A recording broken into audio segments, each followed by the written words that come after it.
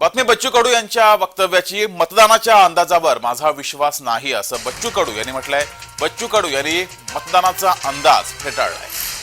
जे सध्या अंदाज वर्तवले गेलेले आहेत, एक्झिट पोल जो समोर आलेला आहे त्याच्यावर माझा विश्वास नाही असं बच्चू कडू यांनी म्हटलेलं आहे आणि जे अंदाज समोर आलेले आहेत ते अंदाज सर्व बच्चू कडू यांनी फेटाळले।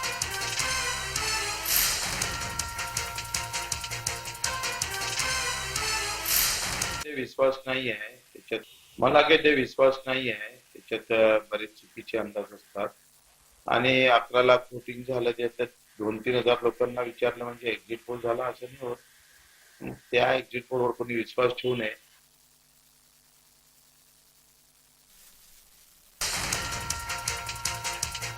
बच्चू कडू यांनी अंदाज फेटाळलेला आहे। माझा एक्झिट पोलवर अंदाज नाही असं त्यांनी म्हटलं।